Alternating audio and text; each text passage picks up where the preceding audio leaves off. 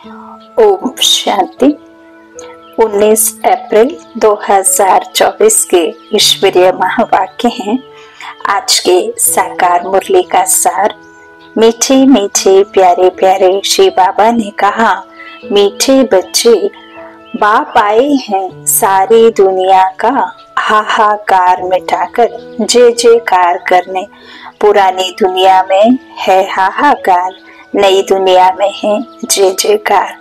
प्रश्न मुरली का, कौन सा ईश्वरीय नियम है जो गरीब ही बाप का पूरा वर्षा लेते, साहूकार नहीं ले पाते? उत्तर, ईश्वरीय नियम है पूरा व्यागर बनो, जो कुछ भी है उसे भूल जाओ। जीते जी इस पुरानी दुनिया के किसी भी देह के संबंध और ना ही देह के संबंधियों से किसी भी प्रकार की, बाबा कहते हैं ये दुनिया में जो भी आप इन स्थूल नेत्रों से जितना जितना जहां जहां जैसा जैसा जो कुछ भी देखते हो उसमें बुद्धि ना रहे। तो बाबा कहते पूरा व्यागर बनो, जो कुछ भी है सब कुछ उस एक के नाम कर दो, भूल जाओ उसे। तो पूरा व्यागर बनो, वही व्यागर टू प्रिंस बनते हैं। तो जो कुछ भी है उसे भूल जाओ। तो गरीब बच्चे सहज ही भूल जाते हैं, परंतु साहूकार जो अपने को स्वर्ग में समझते हैं उनकी बुद्धि में कुछ भूलता नहीं। इसलिए जिनको धन दौलत मित्र संबंधी याद रहते वह सच्चे योगी बन ही नहीं सकते हैं, उन्हें स्वर्ग में उच्च पद नहीं मिल सकता है। ओम शांति। मीठे मीठे निश्चय बुद्धि बच्चे तो अच्छी रीति जानते हैं, निश्चय बुद्धि विजयंती संशय बुद्धि विंशंति। तो बाप पर जिनको निश्चय है उनकी निश्चित है विजय, लेकिन जिनको बाप पर संशय है उनकी विजय निश्चित नहीं है। तो बाबा कहते हैं मीठे मीठे निश्चय बुद्धि बच्चे तो अच्छी रीति जानते हैं, उन्हों को पक्का निश्चय है कि बाप आया है सारी दुनिया का झगड़ा मिटाने। जो सयाने समझदार बच्चे हैं वह जानते हैं इस तन में बाप आए हुए हैं, ब्रह्मा बाप में, जिसका नाम भी है शिव बाबा। क्यों आए हैं? हाहाकार को मिटाकर जय जयकार कराने। मृत्यु लोक में कितने झगड़े हैं, अनेक से तो झगड़ा होंगे ही, एक से झगड़े की बात ही नहीं। तो सबको हिसाब किताब चुकतो कर जाना है। अमर लोक में झगड़े की बात नहीं। यहाँ कितना हंगामा हाहाकार लगा हुआ है, कितना कोर्ट जज आदि है, मारा मारी लगी हुई है। विलायत आदि में देखो देखो तो वहाँ भी हाहाकार है। सारी दुनिया में खिटपिट बहुत है। इसको कहा जाता है पुरानी तमो प्रधान दुनिया। किचड़ा ही किचड़ा है, जंगल ही जंगल है। बेहद का बाप यह सब कुछ मिटाने के लिए आए हैं। अभी बच्चों को बहुत सयाना समझदार बनना है। अगर बच्चों में भी लड़ाई झगड़ा होता रहेगा तो बाप के मददगार कैसे बनेंगे? बाबा कहते हैं बाबा को तो बहुत मददगार बच्चे चाहिए, सयाने समझो जिनमें कोई खिटखिट ना हो। यह भी बच्चे समझते हैं यह पुरानी दुनिया है, अनेक धर्म है, तमो प्रधान विशेष वर्ल्ड है, अच्छी दुनिया है, सारी दुनिया पतित है। पतित पुरानी दुनिया में झगड़े ही झगड़े हैं। इन सब को मिटाने जय जयकार कराने बाप आते हैं। हर एक जानते हैं इस दुनिया में कितना दुख और अशांति है, इसलिए चाहते हैं विश्व में शांति हो। बाबा कहते हैं अब सारे विश्व में शांति कोई मनुष्य कैसे कर सकेंगे? जो अशांत है वो शांति ला ही नहीं सकते। बेहद के बाप को ठीक कर भीतर में लगा दिया है, यह भी खेल है। तो बाप बच्चों को समझाते हैं अब खड़े हो जाओ, बाप के मददगार बनो। बाप से अपना राज्य भाग्य लेना है, कम नहीं अथाह सुख है। बाप कहते हैं मीठे बच्चे, ड्रामानुसार तुमको बेहद का बाप पद्मा पदम भाग्यशाली बनाने आया है। भारत में यह लक्ष्मी नारायण राज्य करते थे। भारत स्वर्ग था, सोने की चिड़िया था। स्वर्ग को ही कहा जाता है वंडर ऑफ वर्ल्ड। त्रेता को भी नहीं कहेंगे, ऐसे स्वर्ग में आने का बच्चों को पुरुषार्थ करना चाहिए। ऐसे स्वर्ग में आने का बच्चों को कितना नशा होना चाहिए। पहले पहले आना है। बच्चे चाहते भी हैं हम स्वर्ग में आए, लक्ष्मी व नारायण बने। अभी इस पुरानी दुनिया में बहुत हाहाकार होनी है, रक्त की नदियां बहनी हैं। रक्त की नदियों के बाद होती हैं घी की नदियां, उनको कहते हैं क्षीर सागर। यहाँ भी बड़े तालाब बनाते हैं। फिर कोई दिन मुकर्रर होता है जो आकर उसमें दूध डालते हैं, उसमें फिर स्नान करते हैं, शिवलिंग पर भी दूध चढ़ाते हैं। सतयुग की भी एक महिमा है कि वहाँ घी दूध की नदियां हैं, है ना। इसके बाबा ने पीछे का रहस्य समझाया। तो ऐसी कोई बात नहीं है कि हर 5000 वर्ष के बाद तुम विश्व के मालिक बनते हो। इस समय तुम गुलाम हो, फिर तुम बादशाह बनते हो। और बादशाह हम किसके बनते हैं? हम खुद के बनते हैं।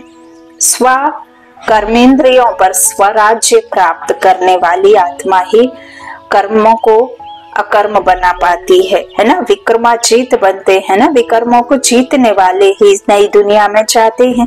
तो बाबा कहते हैं कि तुम अभी किसके दास बने हो? प्रकृति के। फिर तुम किसके दास बन जाते हो? प्रकृति को अपना वश में कर लेते हो। 5 तत्वों से ये शरीर बना भी हमारी कर्मेंद्रिया के वश में हमारी आत्मा है। फिर आत्मा कर्मेंद्रियों को अपने वश कर लेती है।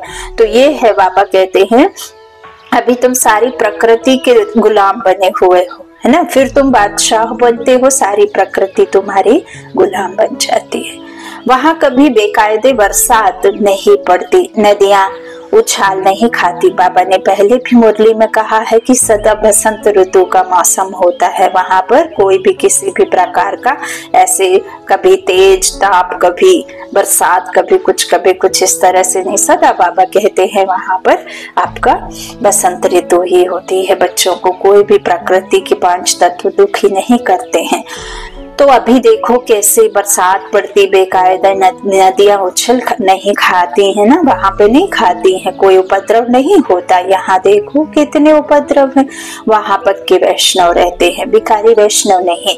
यहाँ कोई वेजिटेरियन बना तो उनको वैष्णव कहते हैं, परंतु नहीं, विकार से 1-2 को बहुत दुख देते हैं। बाप कितना अच्छी रीति समझाते हैं। यह भी गायन है। गावड़े का छोरा श्री कृष्ण तो गावड़े का हो नहीं सकता, वह तो वैकुंठ का मालिक है। फिर 84 जन्म लेते हैं तो ब्रह्मा गावड़े का छोरा बनता है। यह भी तुम अभी जानते हो कि हमने भक्ति में कितने धक्के खाए, पैसे बर्बाद किए। बाबा पूछते हैं तुमको इतने पैसे दिए, राज्य भाग्य दिया, सब कहाँ गया? तुमको विश्व का मालिक बनाया, फिर तुमने क्या किया? बाप तो ड्रामा को जानते हैं। नई दुनिया सो पुरानी दुनिया, पुरानी दुनिया सो नई दुनिया बनती है। यह चक्र है। जो कुछ पास्ट हुआ वह फिर रिपीट होगा। बाप कहते हैं अभी थोड़ा समय है, पुरुषार्थ कर, भविष्य के लिए जमा करो। पुरानी दुनिया का सब कुछ मिट्टी में मिल जाना है। साहूकार इस ज्ञान को नहीं लेंगे। बाप है गरीब निवास, गरीब वहाँ साहूकार बनते हैं, साहूकार वहाँ गरीब बनते हैं। अभी तो पति बहुत है, वह आएंगे परंतु गरीब बनेंगे। वह अपने को स्वर्ग में समझते हैं। जिनके पास यहाँ स्थूल धन है उन्हें ऐसा लगता है कि पैसे में ही परमात्मा है और पैसे में ही स्वर्ग है। तो वो समझते हम पैसे से दुनिया का हर सुख खरीद सकते, लेकिन यह असंभव है। बाबा कहते हैं वह बुद्धि से निकल नहीं सकता। यहाँ तो बाप कहते हैं सब कुछ भूल जाओ, खाली बैगर बन जाओ।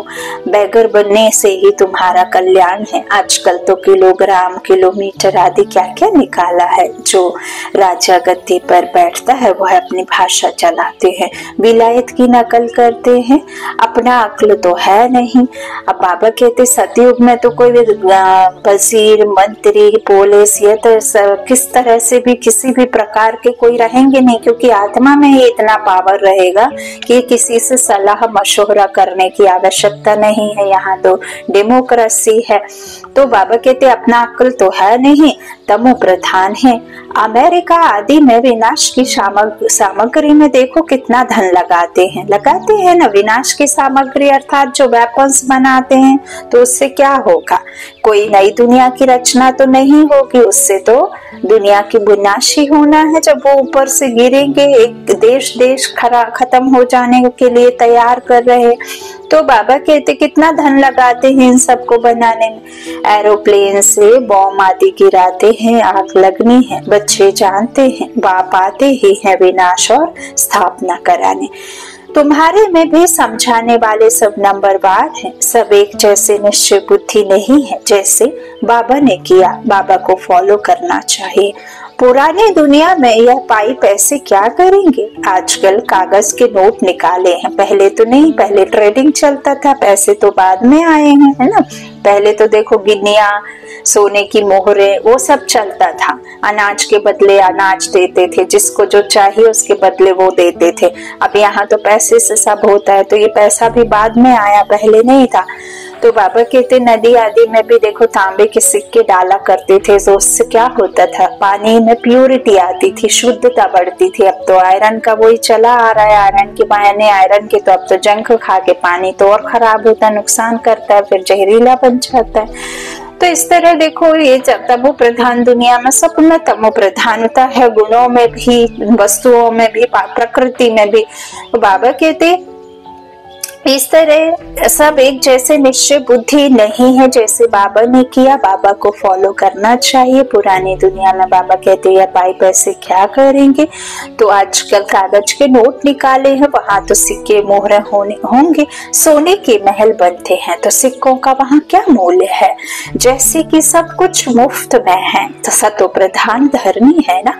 अभी तो पुरानी हो गई है, वह है सतो प्रधान नई दुनिया, बिल्कुल नई जमीन है।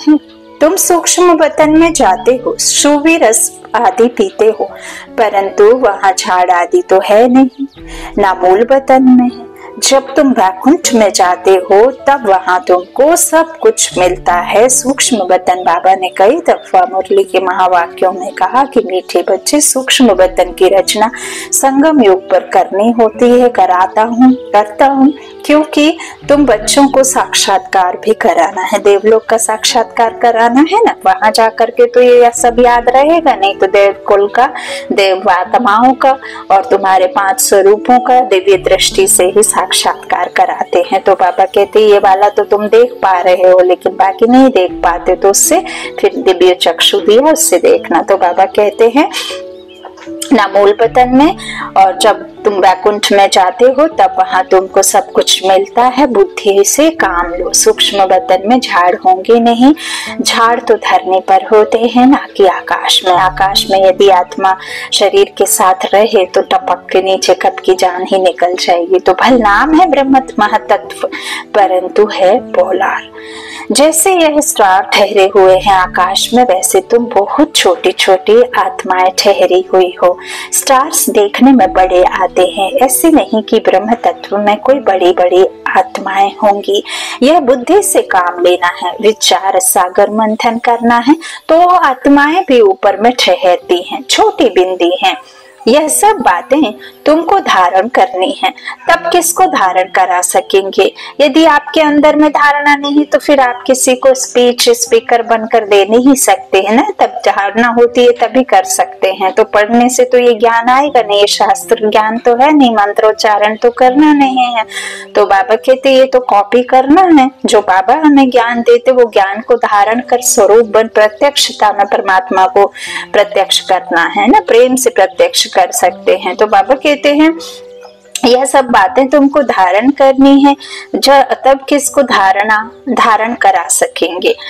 टीचर जरूर खुद जानते हैं तब तो औरों को पढ़ाते हैं, नहीं तो टीचर ही काहे का। परंतु यहाँ टीचर्स भी नंबरवार हैं। तुम बच्चे वैकुंठ को भी समझ सकते हो, ऐसे नहीं कि तुमने वैकुंठ नहीं देखा है। बहुत बच्चों ने साक्षात्कार किया है, वहां स्वयंवर कैसे होता है। और अभी तो देखो कितने सारी मुरली तो बाबा के अव्यक्त होने से पहले पहले स्वयं शिव बाबा ने कहा बताया, तो ये मुरलियां हम ब्राह्मण बच्चों के लिए रखी हुई हैं सुनने के लिए। तो अभी देखो पूरा साक्षात्कार कैसे चित्रों में कलाकृति करके डाल रहे हैं रंगों के साथ में सतयुग का, है ना। तो सब प्रत्यक्ष में हम उसको समझ पा रहे हैं। बाबा कहते बहुत बच्चों ने साक्षात्कार किया, वहां स्वयं पर कैसे होता है, क्या भाषा है, सब कुछ देखा है। पिछाड़ी में भी तुम साक्षात्कार करेंगे, परंतु करेंगे वही जो योग युक्त होंगे। बाकी जिनको अपने मित्र संबंधी धन दौलत याद आते रहेंगे वह क्या देखेंगे। सच्चे योगी ही अंत तक रहेंगे, जिन्हों को बाप देख खुश होंगे। फूलों का ही बगीचा बनता है, बहुत तो 10-15 वर्ष कर भी चले जाते हैं, उनको कहेंगे अक के फूल। बड़ी अच्छी अच्छी बच्चियां जो मामा बाबा के लिए भी डायरेक्शन ले आती थी, ड्रिल कराती थी, वे आज नहीं है। इसीलिए बाबा ने नाम रखने बंद कर दिए हैं, नहीं तो कितने सारे बच्चों के बाबा ने नाम बदली किए। बाबा कहते हैं जब रहना ही नहीं है तो नाम बदली करके क्या। तो इसीलिए बाबा कहते वो अभी नहीं है। यह बच्चियां भी जानती हैं और बाप दादा भी जानते हैं कि माया बड़ी जबरदस्त है, इसमें दोष भी नहीं देते बाबा। तो यह है माया से गुप्त लड़ाई, गुप्त तूफान, आत्मा की आत्मा से लड़ाई है। इसमें किसी के साथ में बाहुबल या वेपन्स या डिबेट नहीं करना है। बाबा कहते ये तो तुम्हारी तुमसे ही लड़ाई है। हाँ, बाबा कहते माया तुमको बहुत हैरान करेगी, यह हार जीत का बना हुआ ड्रामा है, तुम्हारी कोई हथियारों से लड़ाई नहीं है। यह तो भारत का प्राचीन योग नामी ग्रामी है, जिस योग बल से तुम यह बनते हो। बाहुबल से कोई विश्व की बादशाही ले ना सके। खेल भी वंडरफुल है, कहानी है दो बिल्ली लड़े, मक्खन खाया, कहा भी जाता है सेकंड में विश्व की बादशाही। बच्चियां साक्षात्कार करती हैं, कहती हैं श्री कृष्ण के मुख में माखन है। वास्तव में श्री कृष्ण के मुख में नई दुनिया देखते हैं। योग बल से तुम विश्व की बादशाही रूपी माखन लेते हो। अब यहाँ ब्रह्मा मुख से ज्ञान सागर बाप ने जो ज्ञान दिया है, तो उसी मुख के द्वारा हमें पूरा सब कुछ, बाबा ने निमित्त का तो सहारा लिया है ना कर्मेंद्रियों का, तो उनके द्वारा जो हमें वाकुंठ का ज्ञान मिला वो असल में बाबा कहते हैं कि श्री कृष्ण के मुख में हम नई दुनिया देखते हैं। ऐसे नहीं कि उनके मुख में माखन लगा रहता है। तो राजाई के लिए बाबा कहते हैं कितनी लड़ाई होती है और कितने लड़ाई से खत्म होते हैं। इस पुरानी दुनिया का हिसाब किताब चुकतू होना है। बीमारी से, योग से, भोग से, सजाएं इसे ही कहते हैं। बाबा कहते हैं जरूर सबका चुकतू होना है। तो यदि कभी कोई बीमारी, कोई कष्ट, कोई रिश्तेदारों के द्वारा अनबन कुछ भी हो रही है, तो ये हमारे पुराने ही हिसाब किताब, हमारे ही द्वारा किए वे कर्म, हमारे द्वारा ही मनसा वाचा कर्मणा, जिसको जो जो जब जब जैसा जैसा जहां जहां कहा, चाहे फिर 5 तत्वों को, चाहे मनुष्य आत्माओं को, और चाहे किसी भी प्रकार का हमने कष्ट दिया, तो उसका हमें हिसाब यहाँ चुकाना ही है। बाप की याद में रह चुकाएंगे तो हमें कष्ट नहीं होगा। हमें किसी को दोषारोपण करने की आदत मिट जाती है, हमारा ही है तो हम आराम से उसे चुका पाते हैं। बस इतना फर्क है, बाकी ऐसे नहीं है कि आपके जीवन में कष्ट नहीं आते। बाबा कहते हैं जब बाबा के बच्चे बन जाते हो तो अज्ञान काल से भी अधिक तुम्हारे जीवन में मुश्किलें आएंगी, लेकिन उन मुश्किलों से हार खाना माना हार जाना। बाप जब साथ है, कंपेनियन बना करके उससे साथ रखो, एक कंपनी ज्वाइन करो, है ना बाप की।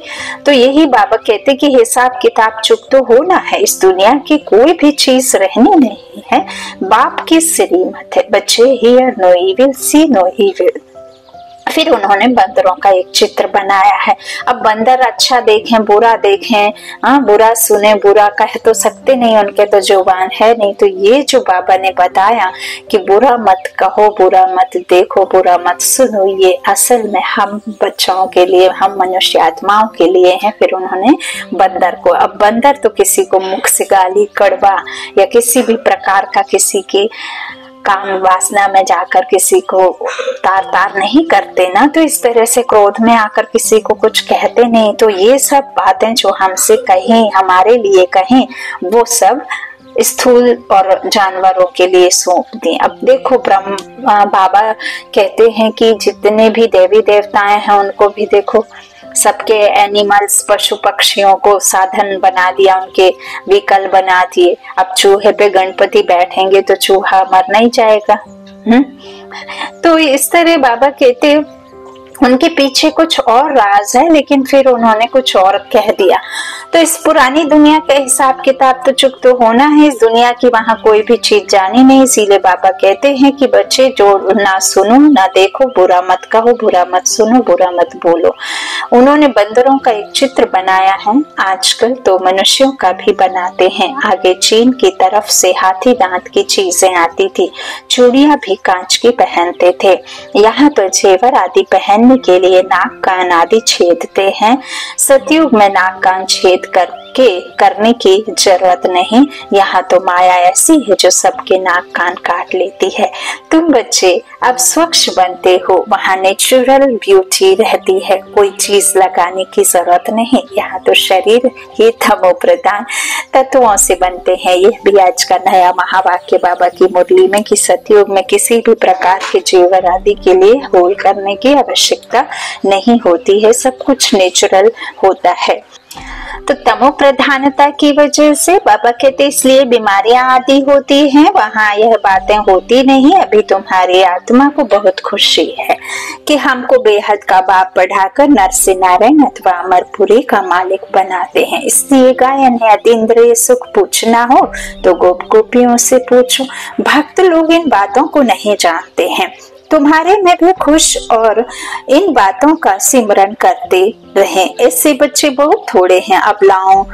अबलाओं पर कितने अत्याचार होते हैं। जो गायन है द्रौपदी का, वह सब प्रैक्टिकल में अभी हो रहा है। द्रौपदी ने क्यों पुकारा, यह मनुष्य नहीं जानते। बाप ने समझाया है, तुम सब द्रौपदियां हो।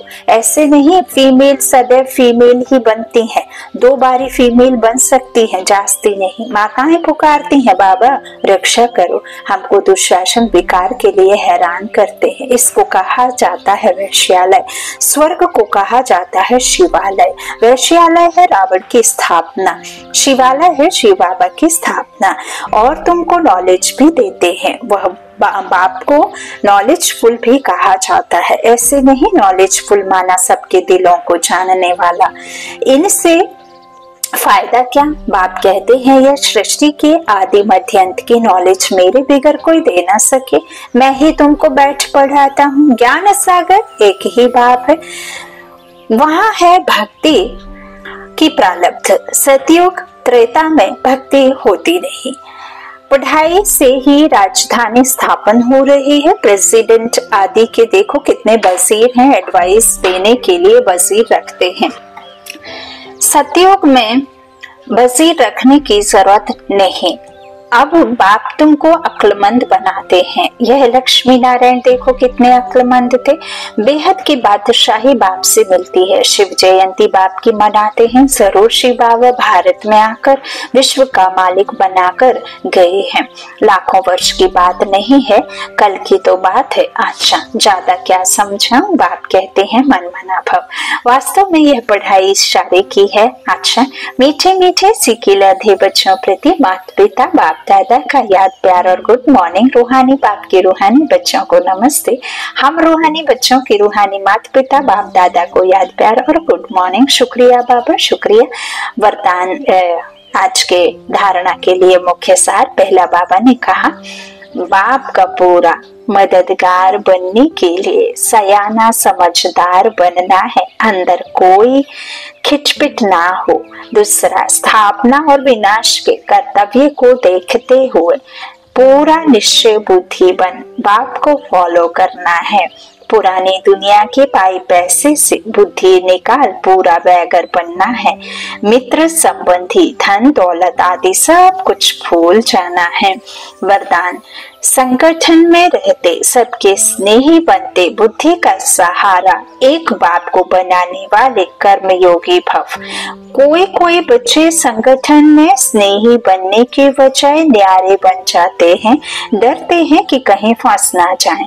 इससे तो दूर रहना ठीक है, लेकिन नहीं, 21 जन्म परिवार में रहना है। अगर डर कर किनारा करेंगे तो यह भी कर्म सन्यासी के संस्कार हुए। कर्मयोगी बनना है, कर्म सन्यासी नहीं। संगठन में रहो, है ना। बाबा कहते देखो, परिवार से दूर चले जाना, ऐसे कहीं जंगलों में जाकर के तप करना, भगवान को पाने की प्राप्ति में इच्छा रखना, वहां जाकर के किसी प्रकार का मंत्र करना, किसी प्रकार के जप तप करने निकल जाना कहीं मंदिर के कॉर्नर में बैठ कर के शांति में, तो वो आपके लिए नहीं। बाबा कहते वो तो हठ योग है, हद का योग है। यहाँ तो बाबा आपको किनारा करने नहीं कहते, बल्कि साथ रहकर सब कुछ सिखाते हैं। तो बुद्धि से सबको जोड़ना नहीं है, बाप को जोड़ना है बुद्धि से, लेकिन सबके साथ तोड़ तो निभाना है। बच्चे हैं तो उनको भी और प्यार करो, और अधिक स्नेह दो, और उनको समझाओ। ऐसे नहीं चिढ़ जाना है कि हम बाबा के योग में नहीं बैठ पा रहे हैं, है ना। एक माँ है, यदि माँ योग में बैठी है, उनका एक बहुत छोटा न्यूबॉर्न बेबी है, और बच्चे ने समझ लो कि पॉटी कर ली, है ना, तो आप यदि योग में बैठे हैं तो आपका योग में मन लगेगा या बच्चे की तरफ बुद्धि जाएगी। तो बेस्ट है कि आप उस कार्य को करते हुए बिल्कुल एकदम फ्री फील करते हुए बाप की याद में रहें। कोई भी कर्म हो, यदि आप उस कर्म को करने के लिए योग में रहते याद कर रहे हैं तो वो कर्म योगी बाबा कहते नहीं, वो होगा फिर सन्यास एक तरह से होगा। तो आपको तो कर्म योगी बनना है ना, हर वक्त कर्म में रहते बाप की याद में रहना है। कोई भी कर्म करो फिर, लेकिन कर्म अच्छा हो। अच्छा, तो बाबा कहते किनारा नहीं करना है। जब 21 जन्म साथ में रहना है तो संगठन में रहो, सबके स्नेही बनो, लेकिन बुद्धि का सहारा एक बाप हो, दूसरा ना कोई। बुद्धि को कोई आत्मा का साथ गुण व कोई विशेषता आकर्षित ना करे, तब कहेंगे कर्म योगी पवित्र आत्मा। स्लोगन, बाप दादा के राइट हैंड बनो, लेफ्ट हैंड नहीं। बाप दादा के राइट हैंड बनो, लेफ्ट हैंड नहीं। अच्छा, ओम शांति। शुक्रिया बाप दादा, शुक्रिया।